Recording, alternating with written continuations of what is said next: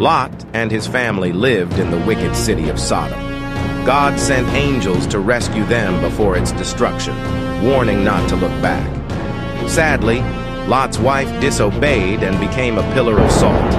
Escaping to the mountains, Lot and his daughters, believing they were the last survivors, made a controversial choice to have children. This led to the Moabite and Ammonite people's origins. The tale emphasizes the consequences of disobedience and the need to follow divine guidance, even in dire circumstances, showing how complex decisions can shape the course of history.